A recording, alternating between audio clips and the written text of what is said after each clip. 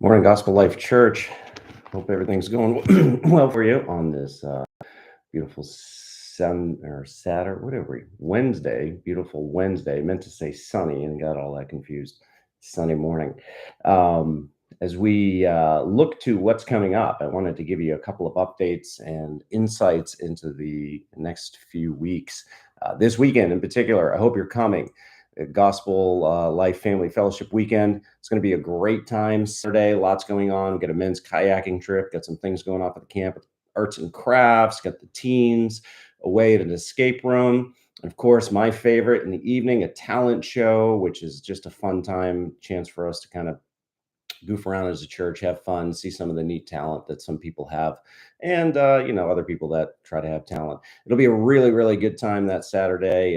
Time to fellowship together, s'mores, campfire, all that type of thing. Then Sunday, of course, I love Celebration Sunday, where we get together and just look back at the goodness of God, spend a lot of time singing together, spend a lot of time hearing from people's testimonies, things that God's done in their life over the year, or maybe over the few years, or even their testimony of how God brought them to salvation. Looks like we're going to have a baptism, which is going to be great, or maybe a couple. So it's really going to be a full and just great weekend. And I hope you're going to make time to come to that. Another big thing coming down for us is the introduction of the Gospel Life Night, which takes place on Wednesdays. And the first Wednesday of the month is the first meeting September. That is going to be our first meeting in September, the first week in September. And I hope you're going to be there. I believe it's September 7th. We're going to meet here, have a dinner together. A lot of you are signed up. I'm sure there's a lot of questions. What is that going to look like? What are we going to do?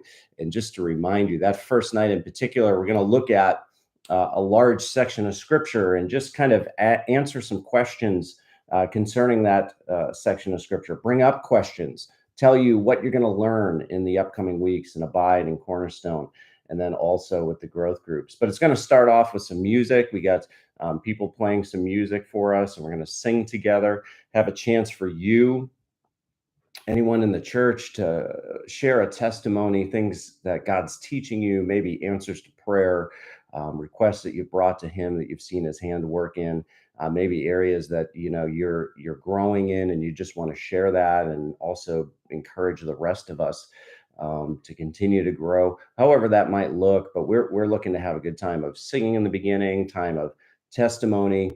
Then I'll get up and share a little bit of the passage that you're going to dig in more deeply in the growth group and in the Cornerstone and Abide groups. And then after that, we're going to have prayer. We're going to break out into little groups. We have some prayer facilitators that are going to take over at that point and pray together, share requests. One of the key parts of that prayer will be on the back wall of the sanctuary between the grounded and growing words. There's a prayer wall. There's a verse there about prayer and some tags. And if you have any needs, anything that you need prayer for, you write it down, put your name on it, put the date on it, and hang it up on one of those hangers. And we are going to pray through those on Wednesday. I'll tell you, as staff, we're going to be grabbing those as well throughout the week and praying. And here's a cool thing, if God answers that prayer, grab that tag, put it in the answered prayer section so we can see how God worked in your life and the things that He has just listened to our prayers and answered them.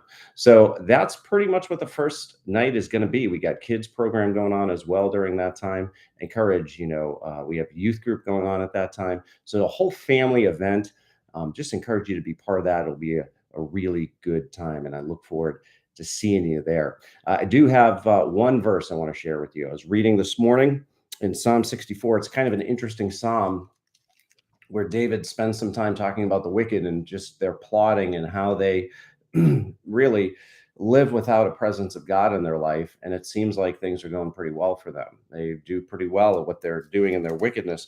But eventually, in verse 7, God brings in His judgment on the wicked, and it shocks the whole world. Actually, says in verse 9, after God brings His judgment on the wicked who seem to be doing fine, plotting wickedness with no problems, and suddenly God's judgment comes. It says in verse 9, then all mankind fears.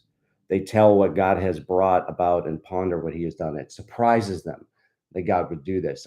As I was reading this, I couldn't help but think of those times in history where mankind has plotted and thought, oh, I'm going to do this, and God has thwarted their plans. And for that moment, the earth goes, okay, the people of earth go, something is in control greater than we are. And you pray that we seize on those moments, of course, to bring the gospel to them. But a lot of times life continues. So the psalmist ends, and this is the verse I wanted to look at. Let the righteous one rejoice in the Lord and take refuge in him. Let all the upright in heart exult. Our response to a world that is full of wickedness and people who are plotting wickedness and seem to be getting away with injustice, our responsibility, our goal, you might say, ought to be to find our refuge in God and to go to Him and to trust Him and not in our own plotting and not in the things that we do. And so it was a helpful reminder to me as I think of our world. There's plenty of wickedness out there, and it seems like those that are doing well, whether it be financially or other things, aren't loving Jesus and don't love the Lord. And this verse is a reminder, take your refuge in God, find it in God, exalt in God's greatness, because He will one day judge. And so you need to be found in Him.